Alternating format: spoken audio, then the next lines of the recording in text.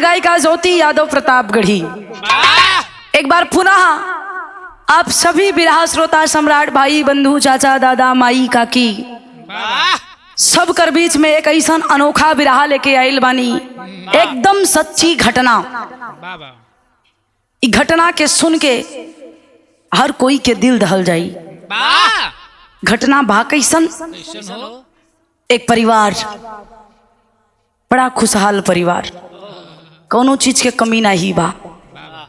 जिंदगी में सबसे बड़ा सुखी इंसान वही होला जेकरे साथ परिवार बा। बिना परिवार के कोनो धन दौलत आपके सुख ना दे पाए। ए पंचो, ई कहानी राजस्थान से बा। कहानी कैसन बा, कहवा से बा? कवि जी लिखत हुवन गुरुजी, 4 लाइन भूमिका में कहना बा।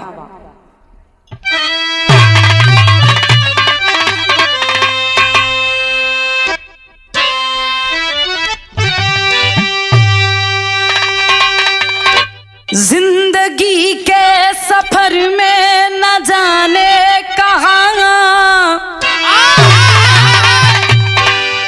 कौन मिल जाए कौन किस मोड़ पर, हम सफर ही सफर में बना बेवफा, रख दिया रस्म रिवाज को तोड़ कर। एक घटना घटी इस कदर दोस्तों, सोचने पर जो कर दे मजबूर है।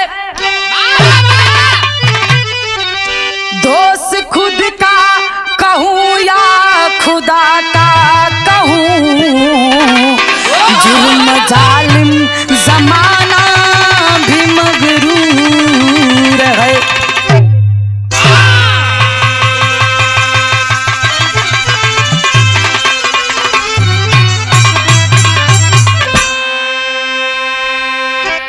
ए भैया, जिंदगी के सफर में न जाने कहाँ कौन मिल जाए कल कौन से मोड़ पर, हम सफर ही सफर बन के बेवफा, रख दिया रस्मों रिवाज को तोड़कर।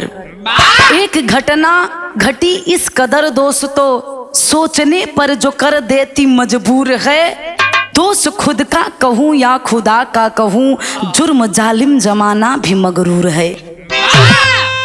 ए पंचो, इस जमाना के दोस्त बा कि भगवान के बनावल दुनिया ऐसने ही बा।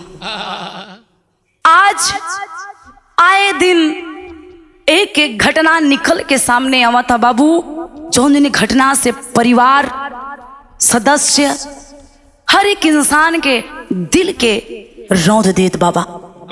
कैसन काहे खातिर? इस जमाना लालच में पड़ा था कि जमाना बदलत बा।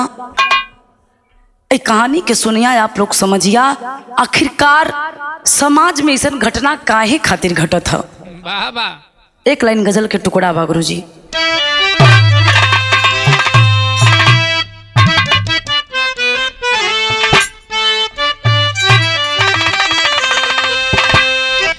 और ऐसा पहली बार हुआ है,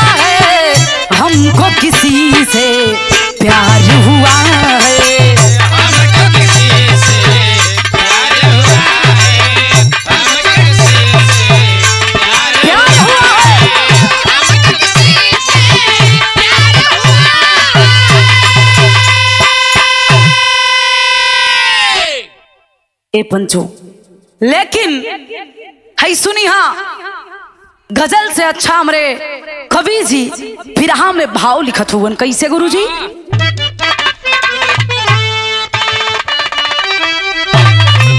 अरे ऐसा ये संसार हुआ है,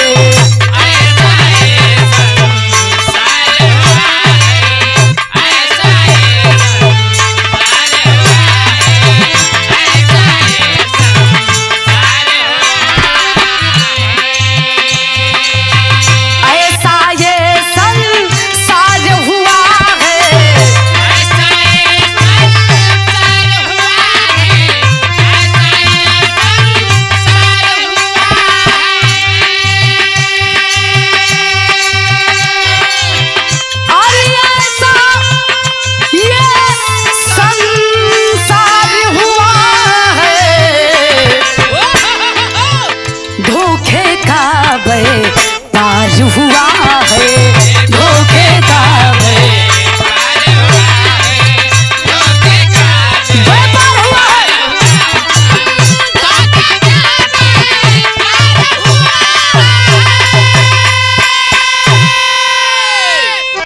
ऐसा या संसार हुआ है, धोखे का व्यापार हुआ है।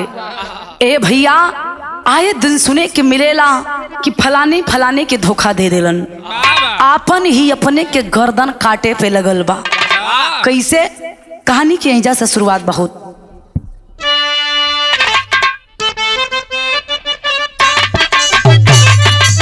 जियो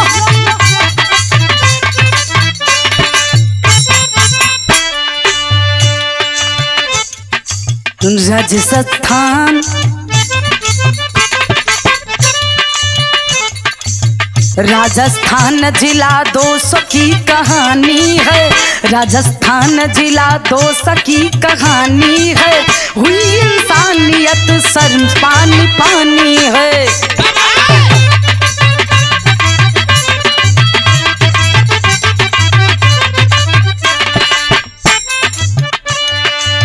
सूरज गुप्ता जी की रेणु हो गुजरिया,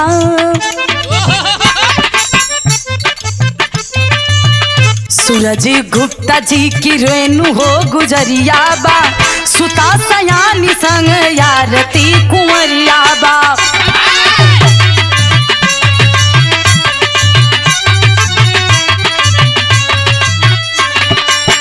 दर्शन करने सभी बालाजी में आए हैं, दुकान धार्मिक पुस्तक एक पाए हैं।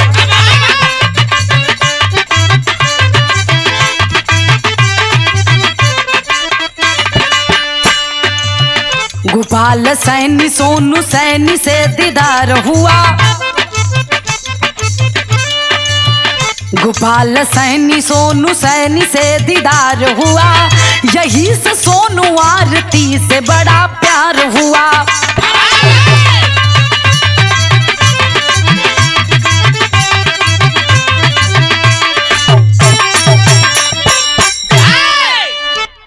ए भैया, कहानी कहाँ के बा? सुनी हाँ, कहानी राजस्थान जिला दौसा के अंतर्गत एक छोटा सा परिवार, जो ने परिवार के मुखिया के नाम बतावल गई सूरज गुप्ता, पत्नी के नाम रेणु गुप्ता, बिटिया होनहार बा, खूबसूरत बा, सयान भइल ह, जेकर नाम आरती गुप्ता बतावल गई। आरती जवानी के दहलीज पे कदम रखले ह, आइल बा माई बाबू के साथ दर्शन करे बालाजी के। ए भैया, कहल गई है तकदीर, इ कौने केकरा कब मोड़ पे लाई इ केहू के नहीं पता बा। केकरा जिंदगी में कब उजियार होई, केकरा जिंदगी में कब अनहार होई इ केहू नहीं जानत, इ विधाता तय करके भेजेलन। ए भैया, बालाजी में आरती अपने माई बाबू के संग दर्शन करत बा, लेकिन वही जगहिया एक लड़का जौन लड़का के नाम बतावल गई सोनू सैनी। सोनू सैनी मिलल बा आरती से। जब आरती से मिलल तो हलो हाय भइल, एक दूसरा के देखत हुवन। सोनू सोचत बा कि बड़ी नीमन लड़की है, बड़ी संस्कारी लागत है, अगर हमार दोस्ती हो जात तो बड़ा बढ़िया हो। और उस आरती भी सोचत बा कि लड़का बड़ा नीमन हो, बड़ा अच्छा बा, अगर ऐसी हमार दोस्ती हो जात तो जिंदगी हमार सफल हो जाई। देखा पहला मुलाकात प्यार के घंटी बजल बा। ए भैया घंटी न बजावत हो। आज आरती और सोनू के धीरे धीरे धीरे धीरे प्यार होखे लगल। वही से नंबर एक दूसरा के लेलन, घर गईलन, बातचीत चले लगल। आज जब बातचीत चलत बा तो एक दूसरा के बीच करीब धीरे धीरे होखे लगलन, करीबी बढ़त बा। ए भैया ये प्यार बड़ी खतरनाक बीमारी है, ना जिये ही दे ना मुँह ही दे। घुट घुट के रह दे भैया। ए भैया आज आरती और सोनू के प्रेम भइल बा। तब प्रेम कहाँ तक पहुँचल, एक लाइन तरस बा गुरुजी।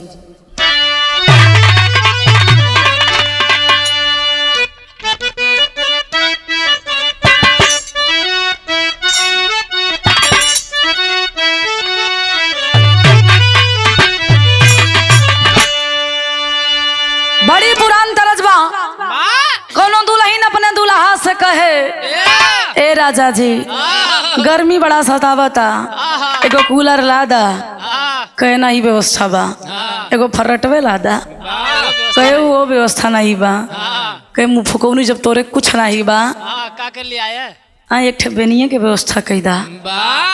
देसी, हाँ एकदम देसी, वो में बड़ा फायदा बा।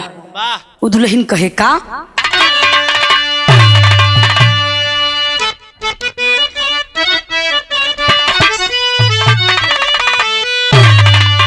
अरे आई लगा रामिया के दीना हो पिया, दीना हो पिया, बनिया डोलाए दा।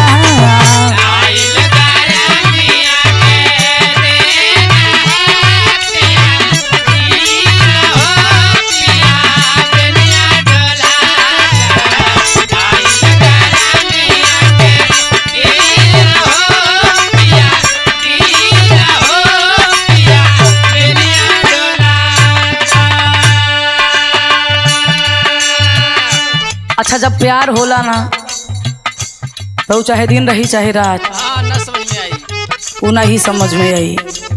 ए भैया आरती बिस्तर पे पड़ल है और यार सोनू, ये दोनों एक दूसरे के बारे में सोचत हुवन कि कितना बढ़िया पल रहल, वो कितना बढ़िया दिन रहल।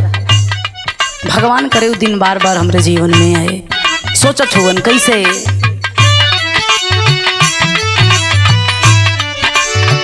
गैल रहल कारे दारा सानावा हो, दारा सानावा हो, लड़े लागे नया नामा।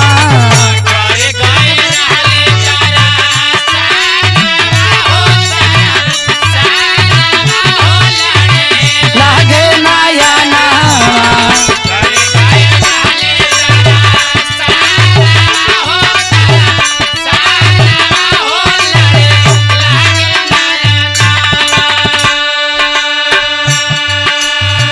मनवा में उमड़ल तू फानावा यार, तू फानावा, लड़े लागल नया नामा।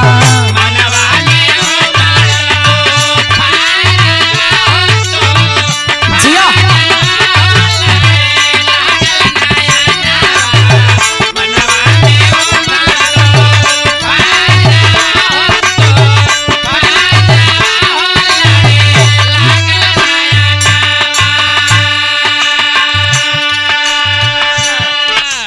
जवानी के दहलीज पे आरती बा अंगड़ाई लेत ह। अब यार माई के पता चल गए, माई समझावता कि बेटी जोन तू करत हो ना ये बहुत गलत बा, अपने कुल के मर्यादा के लागत बाड़ू, अभी भी टाइम बस संभल जा। तो माई के बतिया 2 दिन असर कैलस। तीसर के दिन फिर सोनू दिमाग में सवार हो गई कि अब रहा तो सोनू के साथ, ना तो दुनिया में रहे के शौक। ना हो यार ये दशा सोनू के बा तक कैलन काई दुनू एक दूसरे के दोनों दिल में समाइल।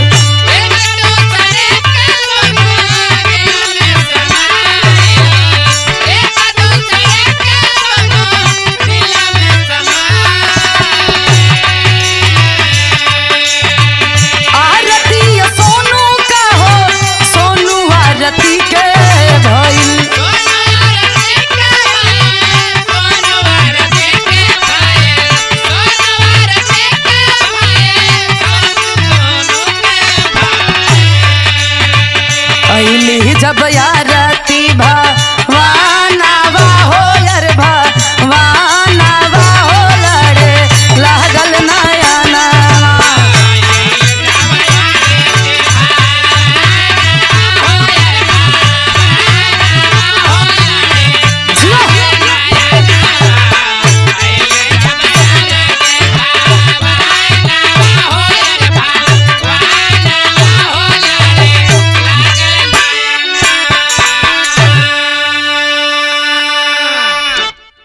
ए भैया, अब धीरे धीरे आरती के ऊपर भी परिवार वालन के प्रेशर, जब लोग जान गईलन कि गलत रास्ता धई ले लेबा, तो आना जाना आरती के बंद हो गई। और यहाँ तक कि आरती के फोन भी छीनल गई। कहीं से आरती के दूसर फोन मिलल, सोनू के फोन लगौलिन कि अब हमनी के लगा था कि मिलल ना ही हुई। सोनू कलन की आरती तुम क्या बोल रही हो, हम दोनों ने एक दूसरे से प्यार किया है, जीने मरने का वादा किया है, तो ऐसे कोई हम दोनों को अलग नहीं कर सकता।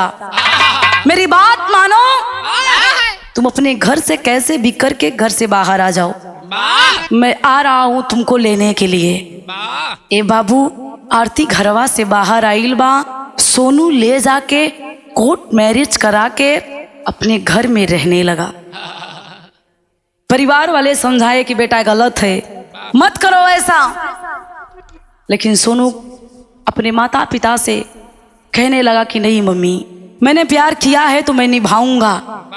यार जब आरती के माई बाबू के खबर लगल,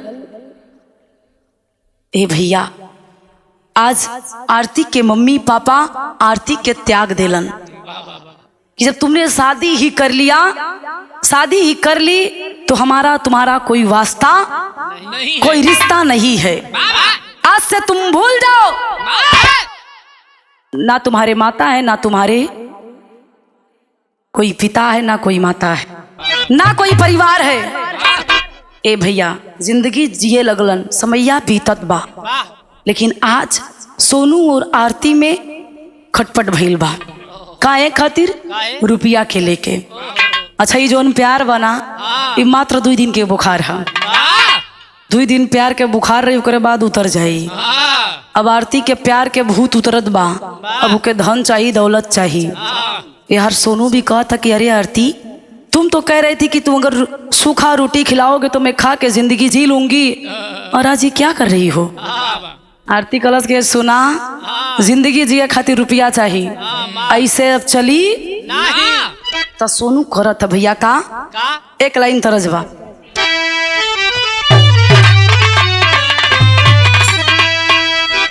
वाह,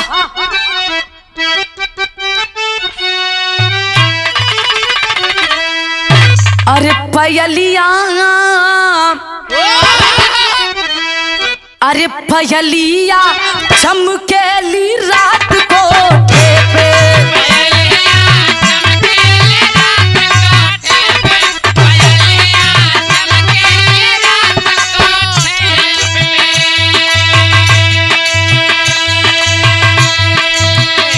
अरे पयलिया चमकेली रात को पे, अरे बिजुरिया, बिजुरिया चमकेली रात को पे।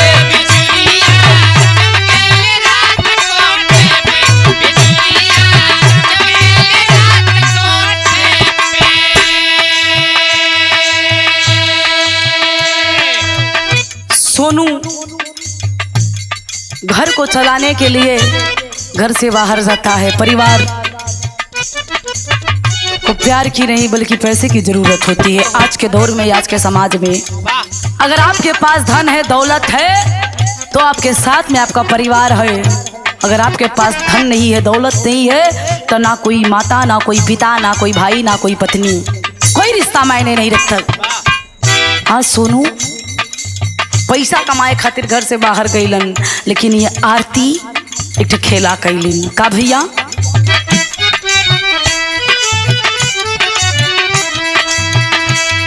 गुजरिया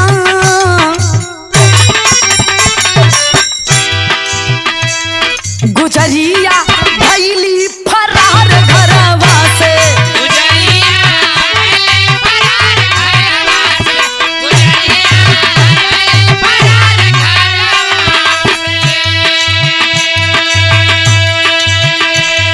गुजरिया भैली फरार घरवा से।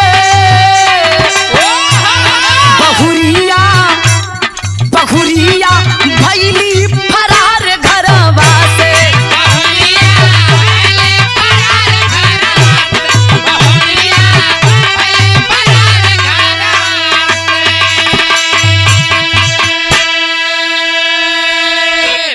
ए भैया अब यार सोनू घर से बाहर, आरती घरे से गायब।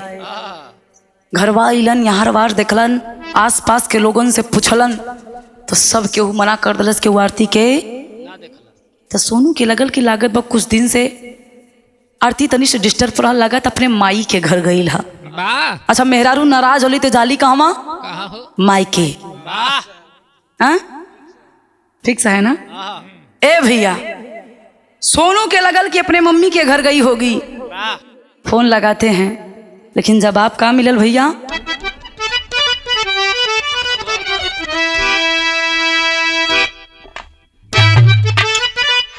बहुत अच्छे। अगला बगल में सोनू हार गईले।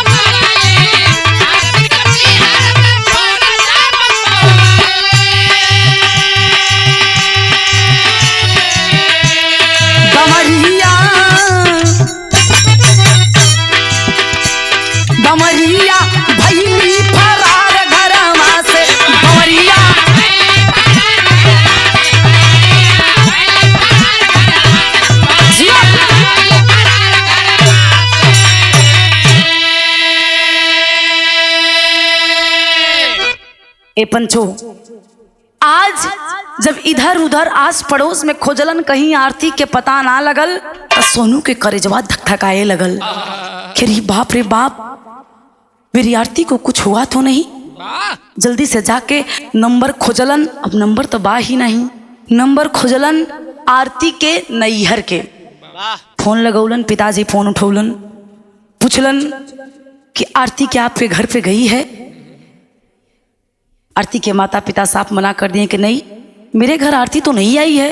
कहाँ है मेरी बेटी? सोनू कलन की घबराए वाली कोनो बात नहीं बा, लागत बा कहीं सखी सहेलर के यहाँ चल गई रही, मिलत ना बढ़ी। साफ दिल का इंसान झूठ नहीं बोला बाबूजी। जब खबरिया नैहर वाले पौलन तो यार बाहर खोजलन, और जब ना पता लगल तो खिसिया के सोनू के खिलाफ रिपोर्ट कर देलन। थानवा में जाके रिपोर्ट लिखावत हुवन। और जब रिपोर्ट लिखौलन ए भैया तो यहाँ विदेशिया के भाव लगल।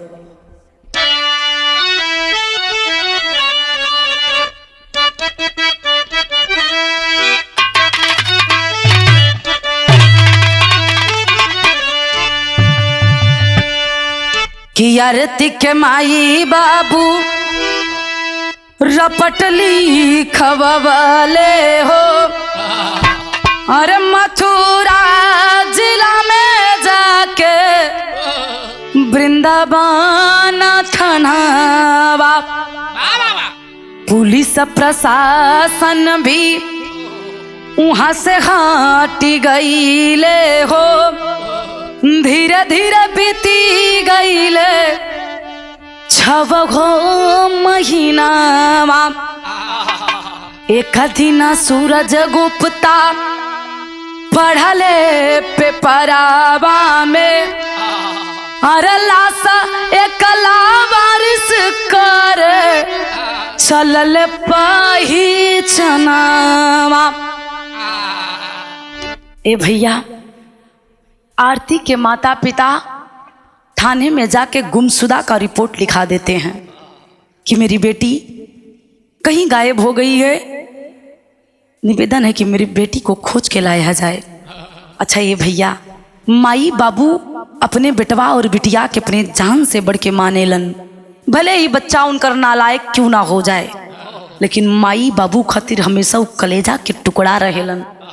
जब माई बाबू के खबरिया लगल कि हमार बिटिया गायब हो गई बा, 3 दिन से नहीं मिलत बा, तो माई बाबू जाके थानवा में रिपोर्ट कैलन। पुलिस प्रशासन खोजत बा, कहीं अता पता नहीं चला। समय बीत गया बाबूजी, कई दिन बीता। एक दिन पेपर में निकला कि एक 25 से 30 साल के अंदर की आयु है एक लड़की की लावारिस लाश मिली है पीपरपुर थाना। बाबू पेपर के पढ़लन और पढ़ के दौड़ के थानवा में गईलन। और जब थानवा में गईलन तो लसिया के देखलन, उनके लगल कि हमार बिटिया बा। बाबू छतिया से लिपटा के रोवे लगलन। आज जब रोलन, ए भैया, पुलिस प्रशासन माता पिता को हटौलन। हटा के माई बाबू से सवाल कैलन कि आपको किसी पे शंका है? आपको आपकी बेटी को मारने वाला हत्यारा कौन हो सकता है? तब बारे माई बाबू आगे पीछे कुछ ना सोचलन, सीधा नाम सोनू और गोपाल के बोल देलन। रिपोर्ट लिखल गई, थानेदार आइल हुवन, गिरफ्तार करके सोनू और गोपाल के ले गईलन थानवा में। भैया, जो उन्हें घरे के लड़का थाना में जाई, जेल में जाई, वो माई बाबू के ऊपर का बीती है भैया, जेकर लड़का ही खुद मालिक हो, खुद कमाए वाला हो। आज परिवार दू परिवार बिखरत बा, लेकिन केहू पूछे वाला नहीं बा। आखिर आगे होत कहा गुरुजी? एक लाइन तरजबा।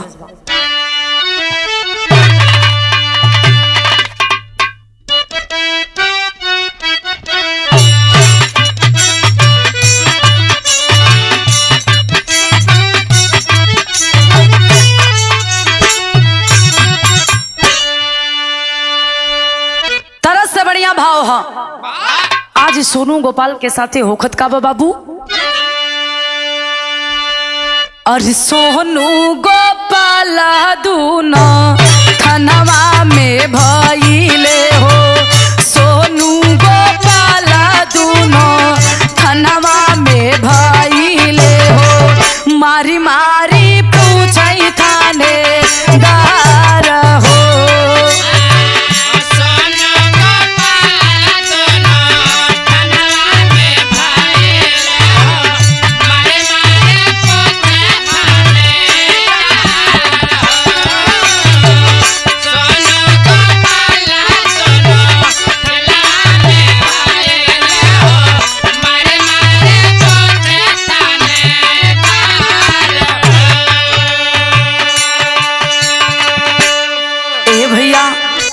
थाना में गई लोगन दोनों जन, सोनू और गोपाल।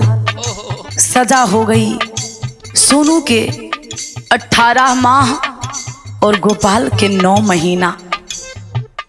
सोनू के तब बाबू परिवार के चलावे वाला केहू ना केहू रहल, लेकिन गोपाल जो कि 5 भाई में दूसरा नंबर सोनू का था, गोपाल का था। अब गोपाल के जेल गईला से गोपाल के जोन और परिवार रहल बिखर गईल। यहाँ तक कि बतावल गईल, सोशल मीडिया के माध्यम से सुने के मिलल गोपाल के मात्र 15 दिन शादी रह चुकल रहे। 15 दिन बाकी बा शादी के डेट। अच्छा, वो परिवार से पूछा जेकरे लड़का के 15 दिन बाद बारात जाए वाली है, ओकर लड़का जेल में चल जाई तो परिवार पे का बीती है पंचो। 9 महीना के सजा भइल। आज सोनू और गोपाल के साथ में ये पुलिस प्रशासन के लोग जके हमनी भगवान कहिला, अगर हमनी के रक्षा करे वाला के वो बा तो प्रशासन भाई पुलिस बा, लेकिन अगर ये हत्यारा बन जाई, ये हमनी के भगवान हुआ ना, अगर ये हमनी के जान लेवे पे उतर जाए तो हमनी के करा ऊपर भरोसा करब। आज पुलिस प्रशासन के लोग सोनू गोपाल के साथ करत का मन भैया कहना पड़ा।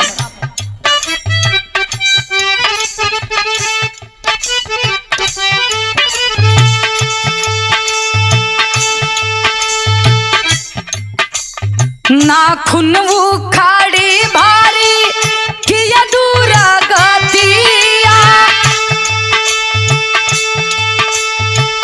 कहिले कबूल सोनू हत्या की बतिया।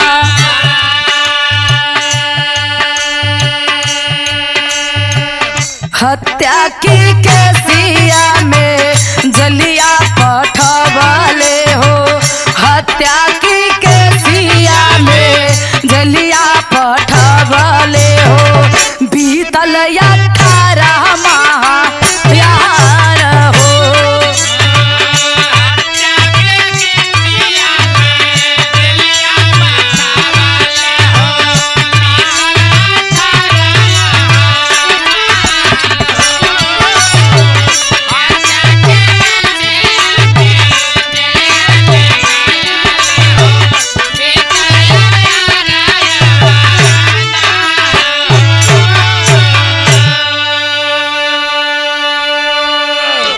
सोनू और गोपाल ने कोई हत्या कोई मर्डर नहीं किया था, लेकिन ये प्रशासन के लोग जब 3rd डिग्री लगावे लगलन, नाखून उखड़लन, बेरहम बन के दोनों के ऊपर लाठी चार्ज हुआ।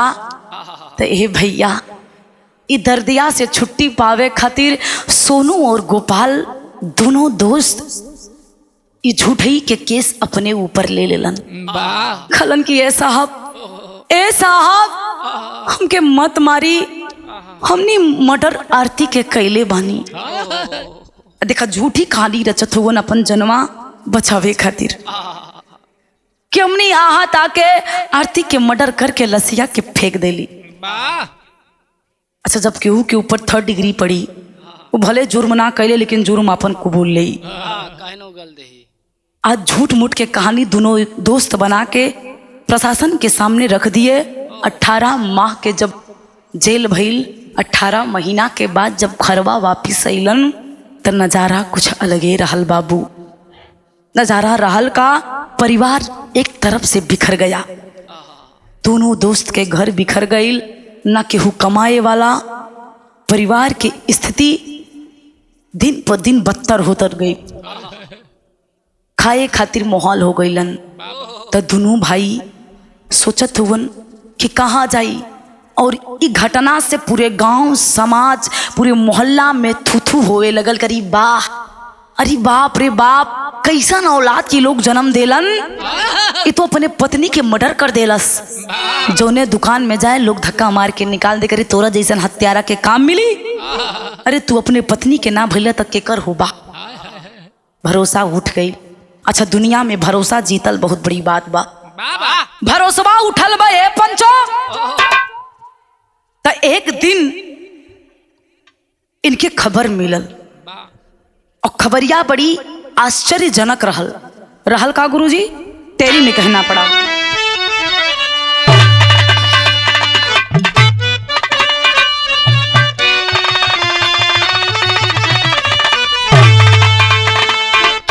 अरे राम लुटेरा बन बितावे जिंदगी, अरे लुटेरा बन बितावे, लुटेरा बन बितावे जिंदगी। तब बीतल 7 साल किस्मत ने करवट फेरा, ये वो फेरा, ये वो फेरा। बीतल 7 साल किस्मत ने करवट फेरा, लुटेरा बन बितौले जिंदगी। 7 साल कैसो जिंदगी बीतत बा। सोनू ने दूसरा शादी नहीं किया, और करे तो करे कैसे। जे दुआरी पे आई यह पूछी लड़का के क्वालिटी का बा, और जब लड़का के क्वालिटी पूछी तब केहू न केहू बता दे कि अरे बाप रे बाप, वो घरे बियाह मत करा। अरे खुदे अपने मत पत्नी के मरले बा। तो जे दुआरी पे आए लौट के चल जाए। ऐसे हत्यारा के घर केहू शादी करी ना भैया। सोनू के ना बल्कि उनकर छोट भाई बहन के भी शादी ना होत रहे। 7 साल भैया बीतत बा, लेकिन 7 साल के बाद एक आश्चर्यजनक बात कनमा में पड़ल बा। कवन बात गुरुजी? पापट में कहना।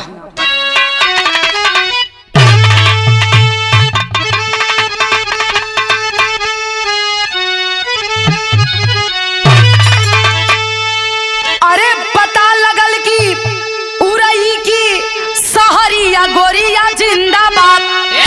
अरे पता लगल कि उरई की सहरिया गोरिया जिंदाबाद।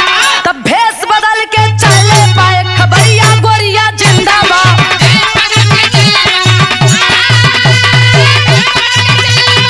जियो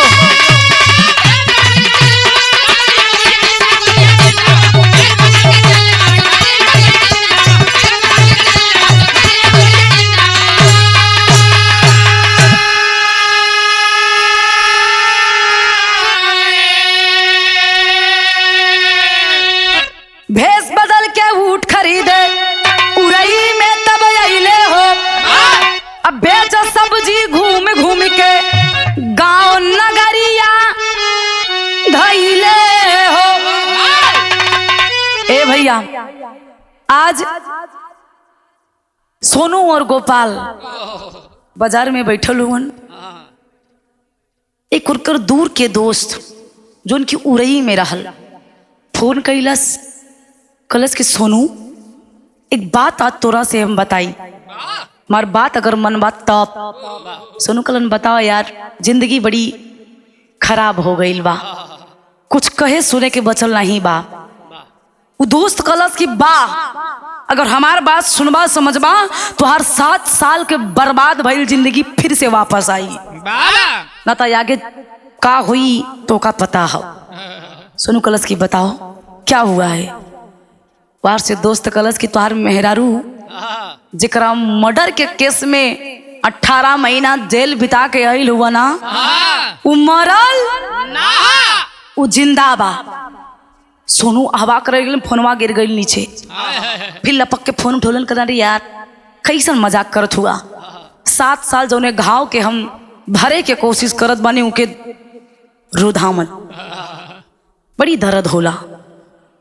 वार से फोन से आवाज आवत बा कि अरे हम मजाक ना करत बानी, हम अपने अखिया से देखले बानी तुहार आरती मरल ना बल्कि जिंदा है। सोनू कलन तू सच कहत हुआ? कलस कि हम 100% दावा के साथ कहत बनी तुहार मेहरारू जिंदा बा, उरई में आवा, और ना विश्वास हो तो अपने आँखी के सामने से देखला। सोनू सोचा था कि जौने लड़की के मर्डर में हमने 18 महीना जेल बतौली जिंदा कैसे हो सकेले। अजब कि ओकर माई बाबू के लाश के दिखले हुवन। अब पुलिस प्रशासन भी देख के हमनी कितनी बड़ी सजा देलस, तो जिंदा कैसे।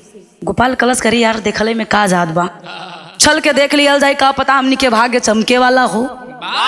हमके तोरे मेहरारू पे डाउट बा, वो कैसे मर सकेली, के मारे वाले बा। हमनी तो ओके कुछ कैली ना, तुम मरलस तब मरलस के। एक बार चल के ओके पता लगावल जाई।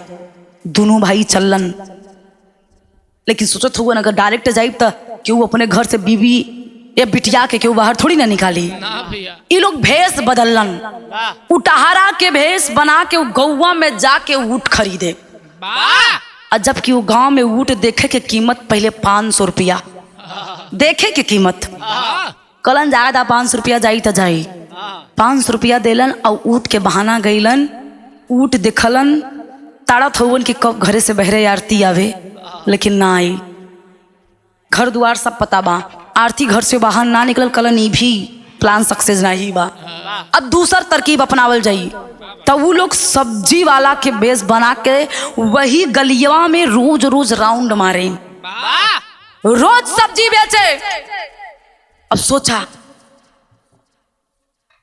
दू जवान परिवार घर से बेघर, लेकिन अपन सच्चाई और अपने पत्नी के जिंदा सुन करके उस सत्य के पता लगावे खातिर सब्जी वाला बन गईलन। सब्जियां रोज बेचन, लेकिन एको दिन आरती निकले ना। एक दिन वही गली में सब्जी बेचत हुवन, तब तक आरती घर से बाहर आइल बा। और जब घरे से बाहर आइल तो गोपाल देखत बा कि सोनू इ तो हो ना हो आरती बा। सोनू कहलन ना, ई आरती ना, पहले समझल जाई, बूझल जाई, फिर कुछ कदम उठी। तो ई दोनों कैलन का गुरुजी, आल्हा में कहना हम।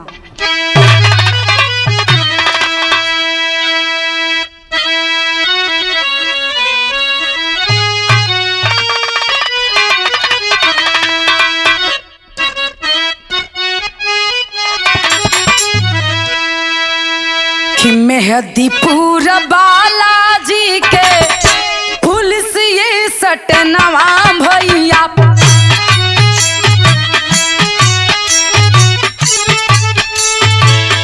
दोनों यार जाके तब करौले भैया।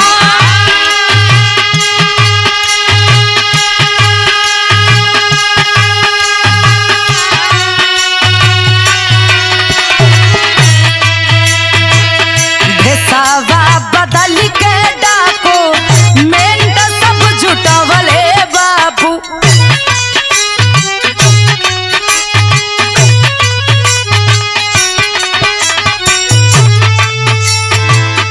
खइले सिपाही आरती के गिरफ्तार।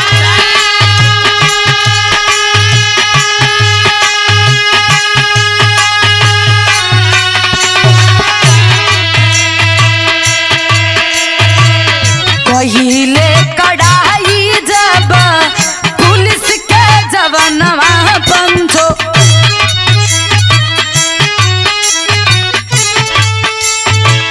भेदवा सटला तब आरती कैली उघार।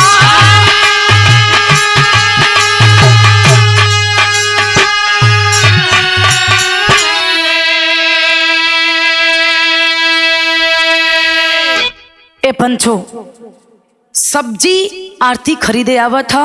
अब यार सोनू और गोपाल भेष बदलले एगो नहीं पहचान ना पौलस।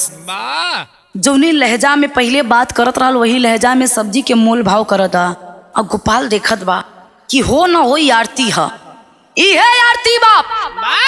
आरती सब्जी लेके अंदर चल गई। सोनू गोपाल अवलन बातचीत कैलन कि सोनू इहे आरती बा। सोनू कहलन हाँ यार, ये तो आरती है बा, एकदम सेम वही लहजा में बात करत था। हो ना हो ये हमनी के धोखा दे ले बा, ई मरल नाही बा।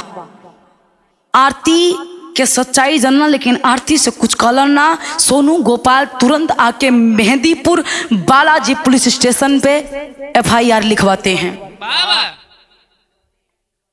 अब बतौलन कि जौन आज 7 साल पहले हमनी के ऊपर केस लगल रहे कि हमने अपने पत्नी के मर्डर करके ओके कहीं फेंक देले रही। उमार पत्नी मरल ना बल्कि अभी जिंदा बा, उरई में है। केहू विश्वास नहीं मनलस। प्रशासन के लोग कहलन कि बेटा तुम सही बोल रहे होगे, लेकिन उसके लिए हमको डॉक्यूमेंट की जरूरत है, प्रूफ की जरूरत है, ऐसे हम किसी के घर में नहीं जाएंगे। तब फिर दोनों दोस्त प्लान कैलन। का कैलन भैया, अपन भेष बदलन, सरकारी कर्मचारी बन के आरती के घरवा पे गईलन। आरती के ससुर बाहर औलन, पूछलन भैया कौन। तो ई लोग फेक अपन ID बना के दिखौलन कि हम सरकारी कर्मचारी हई, आप लोगन के 2 लाख के कॉलोनी पास भइल बा। वाह।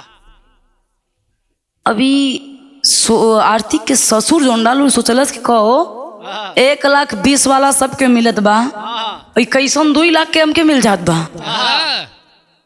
तो सोनू कलन की सुनिए सर, ये सरकार की तरफ से आप लोगों को चाहे इसको बोनस समझिए या गिफ्ट समझिए, आपके लिए आया है। पहले आप अपने परिवार में बताइए कौन कौन सदस्य हैं और कहां कहां से इनका रिश्ता है, कितने लोग हैं पहले बताइए। अच्छा, रुपया बड़ी खतरनाक होता भैया, वो सरकारी रुपया। आरती के ससुर जी कलन ठीक बा सर, हम बतावत है हमारे परिवार में के बा, कहन तुरंते बतावा, तुरंत चेक निकाल के हम देत बानी। काट के दे। हाँ, घर भरे के आधार कार्ड आ गई, सब कर डॉक्यूमेंट जुटा कर गई। अब आरती के जब आधार कार्ड आई तो उनमें लिखल रहे आरती। अब आरती के आधार कार्ड मिल गई तो ये सोनू कलन की सर ये आरती कौन है? उनके ससुर कलन की मेरी बहू है। कलन देखिए सर, ऐसा है कि हमारे यहाँ नियम है, ये कॉलोनी जो है औरतों के नाम पे किया जाता है। बुलाइए अपने बहू को और हम लोग उनका थोड़ा सा फोटो ले लेंगे तो फिर तुरंत ही चेक पास हो जाएगा। आरती घरे से बहरे एवलिन आधार कार्ड के फोटो और आरती के घर के बाहर खड़ा करके फोटो खिंचलन। आधार कार्ड आरती के फोटो ले जाके थानावा में जब देलन, थानेदार से कलन कि साहब यही मेरी पत्नी है, इसके पिता का नाम सूरज गुप्ता है। नहीं भरोसा है तो देख लीजिए इस आधार कार्ड में। ए भैया, जब डॉक्यूमेंट मिलल बा, प्रूफ मिलल बा, प्रशासन के लोग आए हुन, आरती के हथकड़ी लगौले हुन, ले जाके थाने में।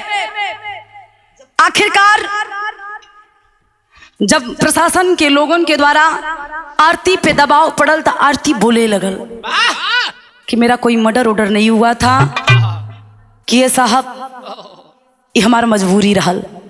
सोनू से हम प्यार कैली, हमके लगल कि के पास धन और दौलत बा, हमार जिंदगी सुखी से बीत जाई, कोनो चीज के कष्ट ना होई। लेकिन जब हम सोनू के साथ में रहे लगली, न इनके पास रुपया रहल, नहीं कमाए के हमार शौक और श्रृंगार ना पूरा कर पावत रहलन, तो हमार मजबूरी बनल कि हम घर से भाग गईली और आके हम इनकरा से शादी कैली। ई बात की खबर हमरे माई बाबू के जरूर रहल। माता पिता के बुलावल गई थाने पे, तो वो पिता जाके सही सही बतौलन कि साहब बेटी के जिंदगी बचावे खातिर, बेटी के जिंदगी संवारे खातिर हमने झूठ बोली। पुलिस के लोग कलन के रे साले, जब तुमको पता था कि तुम्हारी बेटी जिंदा है तो तुमने जानबूझकर ऐसा केस क्यों डाला? हाथ जोड़ के निवेदन करे लगलें कि साहब जब मार बिटिया बियाह कैलस, ससुराल में गई, 1 महीना के बाद हमनी के खबर लगल। प्रशासन के लोग कहे लगलन कि अगर 1 महीना के बाद आपको खबर लगी तो 18 महीना ये सोनू जेल में था, क्यों नहीं आके बताए? ए पंचो बतिया के कबूलन। आरती हाथ जोड़ के निवेदन कैल कि साहब अगर हम सच सच बात आपके बता देले होई तो हमार पति भी हमरा के छोड़ देते, हम घर से बेघर होकर कहाँ जाई? ए भैया, आज आरती तो अपन घर बचावे खातिर इतना बड़ा कदम उठौली, लेकिन उस सोनू गोपाल के जिंदगी बर्बाद हो गई, परिवार घर से बेघर हो गई। और यहां तक इसमें सोनू गोपाल की जिंदगी बर्बाद करने में आरती का ही नहीं बल्कि प्रशासन के लोगों का भी हाथ है। कैसे? कवि जी लिखत हुआ,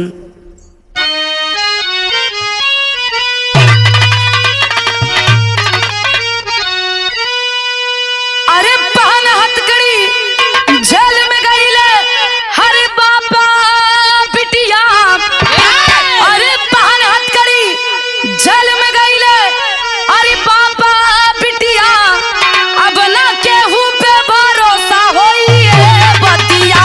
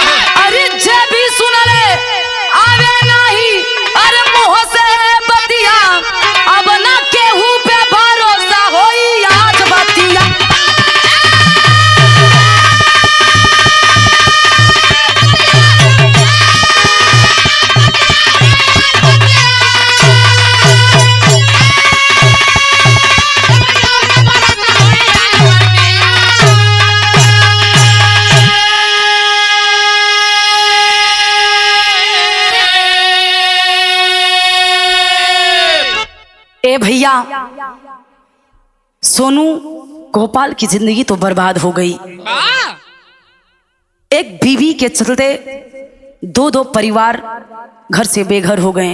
वाह। समाज में मान सम्मान खत्म हो गया।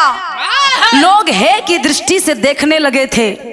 लेकिन जब ये बतिया सबके पता चलल कि अरे बाप रे बाप, 7 साल से जौन लड़की मरल साबित हो गई रहे, आज वो जिंदा बा। वाह केहू के गले से बतिया ना हजम हो।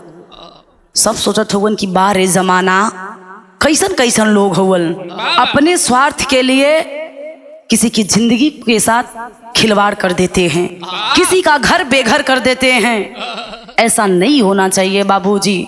आज आरती और उसके पिता को जेल हुई, लेकिन निवेदन बा ऐसन फिर से कोनो सोनू और गोपाल के जिंदगी ना बर्बाद हो। आप प्यार करिए, लेकिन प्यार के साथ खिलवाड़ मत करिए। बिरहा के अंतिम और आखिरी लाइन में कहना पड़ल,